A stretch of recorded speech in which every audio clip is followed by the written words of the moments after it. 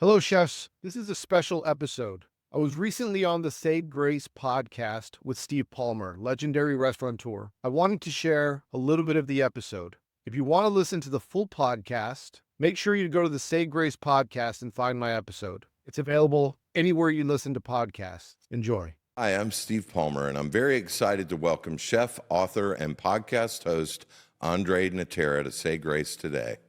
Based in Austin, Texas, André has gained a wealth of knowledge working in hospitality, working in luxury, hotels, and high-end restaurants. With his 27-year culinary career, he has cooked along Michelin-starred chefs, renowned culinary experts, and most recently was the culinary director of the Fairmont Austin, one of the world's largest four-star hotels. Here he oversaw an impressive culinary program, including the esteemed four-star restaurant Garrison. Today, André has dedicated himself to mentoring young chefs and sharing his industry knowledge through multiple platforms. He is the current host of the Chef's PSA podcast and former host of Run the Pass podcast. He has developed an online course titled Leading Like an Executive Chef and is the author of a series of books that combine humor, practical advice for novice chefs, cooks, guiding them through the intricacies of the kitchen. André is also involved in organizations like the James Beard Foundation Awards, Mentor BKB, Texas Food and Wine Alliance, and the Epicurean World Master Chef Society. His passion and experience are inspirational for leaders of all levels within hospitality. Welcome, André, to Say Grace. Thank you. And you just spoke at our leadership conference yesterday, and you were awesome. Thank you. I appreciate it. Yeah, man. Yeah, it was a good group. I'll tell you that when I got there, it's like, not only is it a good group, but it's such a young, vibrant group of switched on chefs, because that's mostly who I was talking to. Right. But the whole room was just engaged and sharp. And I was energized when I left. I was like, and what was interesting is as soon as I left, I was like, I want to make friends with these people. They're really cool. You really have something great going on. We love making friends. Listen, Kevin Bain from Boca Restaurant Group, who spoke the day before, and Will Gadara are both friends of mine because I literally walked up and said, "Would you be my friend?" Yeah. And they're both such great humans that they said yes. Wow, so much to talk about.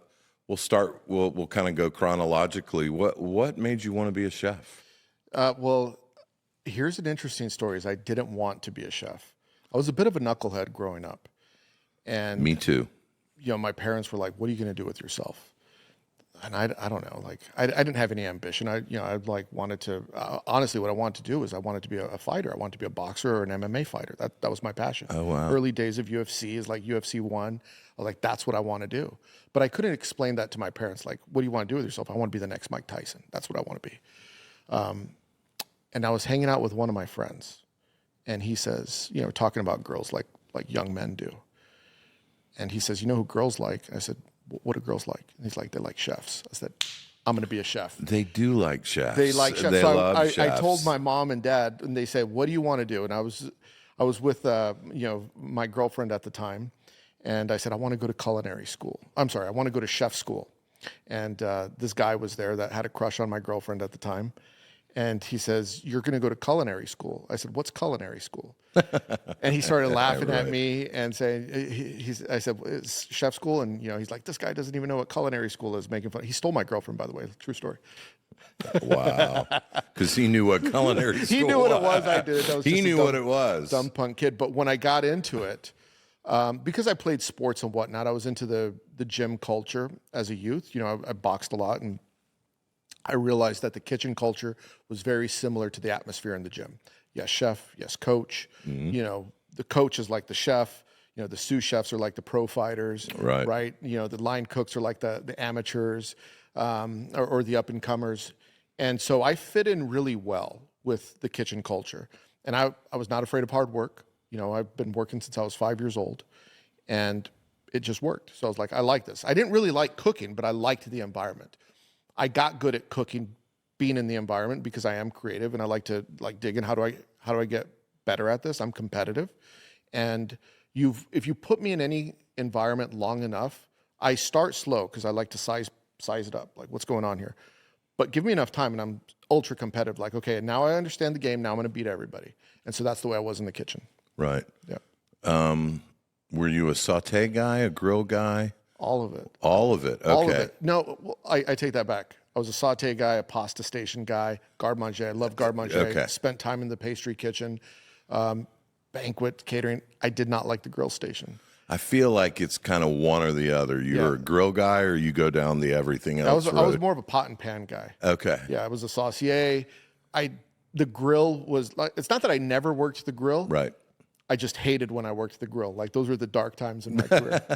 I was a grill guy in my teens, not at the level that you played at, but yeah, I was tired of getting yelled at and burned, and I was looking out in the dining room. I'm like, they don't have shit all over their clothes, and Right. the pretty girls are out there. So yeah, same. What was the first time, or where was the first time that you really knew, like, I'm good at this, and I think I can make a life out of this?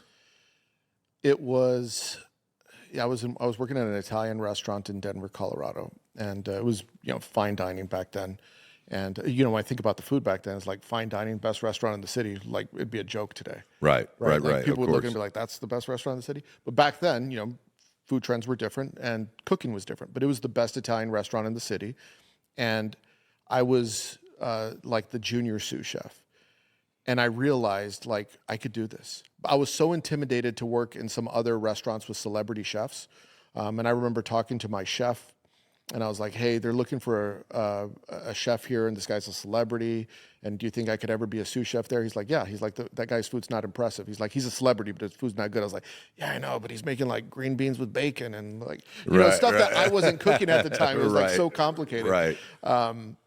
So I think that's when I started to build my confidence, is like being around these chefs and people telling me like, no, you're good. Like, you know what you're doing. We're glad when you're at work. Like things run better. My confidence wasn't there as a young chef, but my skills were there. And I think eventually the confidence caught up. And did you find yourself gravitating towards Italian food, or was that was the first stop on many a culinary adventure? So the adventure went like this. So I went to school in the Pacific Northwest in Portland, Oregon. So early on, it was like that Pacific Northwest. Yeah. Morels and fish, salmon and morels everywhere, right? And then I like that cuisine. I so good. still like that it's cuisine, really by good. the way. It's really good.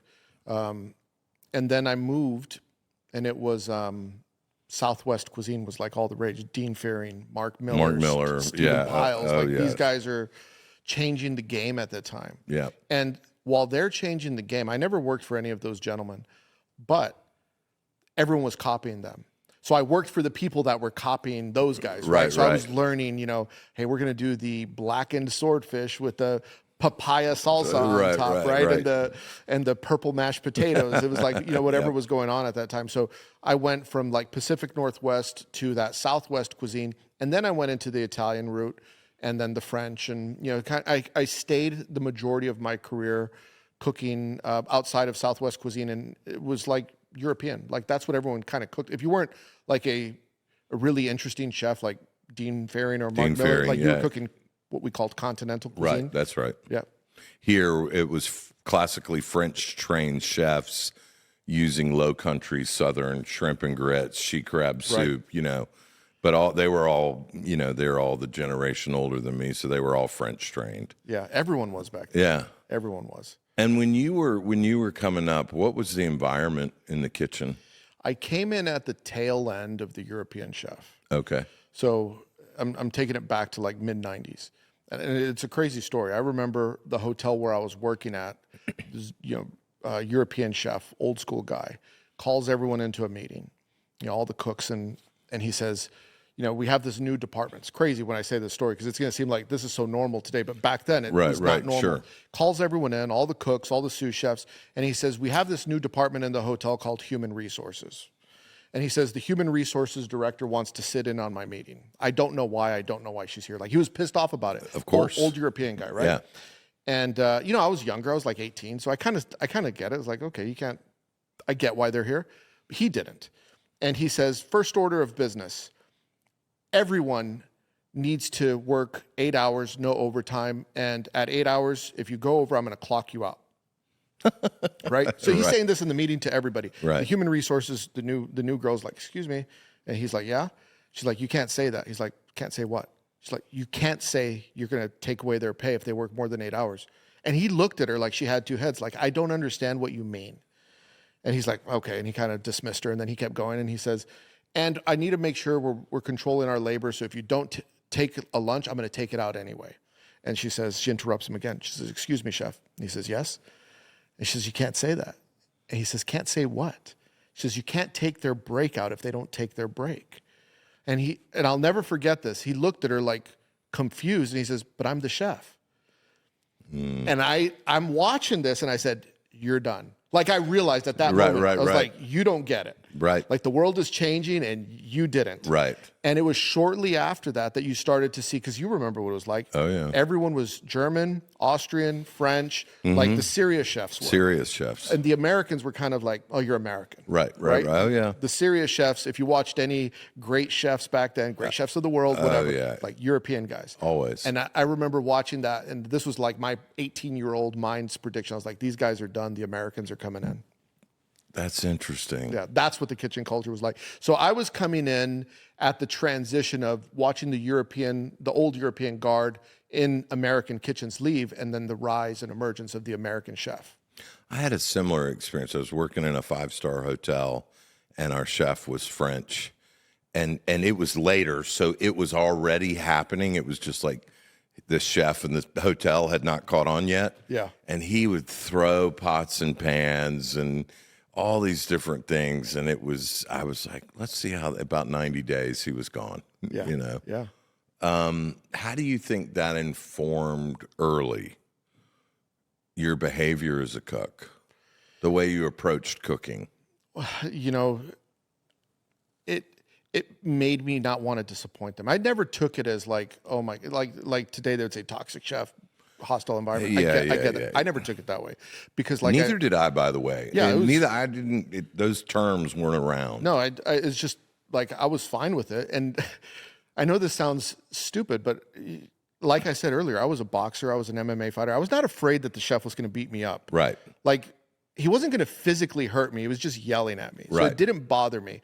I was like, but that's like the father figure, and I didn't want a disappointment. So if he was yelling at me, it was more of like, what did I do? Okay. Why did I disappoint him? How did I mess up? I always wanted to make dad proud. Right. Right? Chef. Yeah. And so I never took it as like, they were being mean. It was like, I screwed up. I always like, what did I do wrong for him to be upset with me? I don't know. Maybe I need to go to therapy over that. But yeah. That's, I was just about. So tell me about your home life, Andre. But that's the way it was. It's like I was like, it made me better. I didn't take it the wrong way. I took it as a learning opportunity. It's like, okay, what did I do wrong? Why was he upset? And I think back to this one time, the chef threw the plate at me, and I cooked a steak for his friend. So he invited a friend over, and he was out there sitting down in the dining room talking to his friend, not eating, but sitting with his friend. And then the line is busy. I got tickets everywhere. And then all of a sudden I see the chef come back with a plate and he threw it at me. And he's like, it's fucking burned. And I did the old trick of like burned one side and flipped it over, hoping no one would notice. Total hack move on my part. But I was young, and I remember like my soul was just crushed. Like right. I not only did the chef catch my screw up, but I didn't know it was for his friend. And it's like, the chef used to really like me, like I was his son. You know what I mean? Right, and now right. It's like, damn it. You burned his buddy's and I'll never forget that. Like, that's the way I looked at it. Like, some of those moments, I remember them, and I don't ever remember, like, that they made me feel bad because of what they were saying. I remember those moments because I was embarrassed of my failure. Yeah, it's interesting. I know for me coming up, and especially when I was working at like 5-star and Relais Chateau and these different, that intensity, I always said, well, that's what you have to do to be the best. Right. Like it just didn't, I'm like, well, the guy, I'll never forget this new guy on Garmager. He burnt the foie gras. It was app station. It wasn't Garmager, but we had a foie gras app, and he burnt it. And the chef shoved it in his mouth and screamed at him and said, I want you to taste what burnt foie gras looks like and tastes like. And I was like, well, yeah, he won't burn it again. That's a $19 appetizer. But, like it was not necessarily kind. Yeah, no, the methods were unconventional. And I worked for this one chef that would carry around a rock salt in his pocket. And so if food was in the window, he would run his finger like on the steak or whatever, and he'd taste it. And if you forgot to season it, he would take the rock salt out, reach over the pass and say, your taste buds are not seasoned. Season your taste buds. And I remember when that first happened to me, like I didn't season something, and I'm looking at the other guys on the line, like, is he serious? And they're like, and it's like he has this rock across. I'm like, sticking my tongue. I don't know how many people have been licking that rock salt, but I don't forget that. Right. Like I never forgot to not season after that. Yeah. Yeah. And it produced a result, right? Yeah, it did. I think now, like looking back on it now, I'm like, okay, maybe I would like. There's other approaches to get the same result. Yeah. But that's just what it was, and like it didn't bother me. And I talked to a lot of chefs about this. A lot of them say it didn't bother them. But much like that dinosaur I was talking about earlier that didn't get that times were changing, I think chefs need to understand that times have changed. Things have moved on. People don't behave that way. This is not the way they were brought up at home, right? So they don't expect it at work. And also, people don't put up with it. No, they don't. No one wants to work for an asshole. Right. And as that started to change, did that change the way you saw cooking? Or did it make you more or less inspired to be a chef?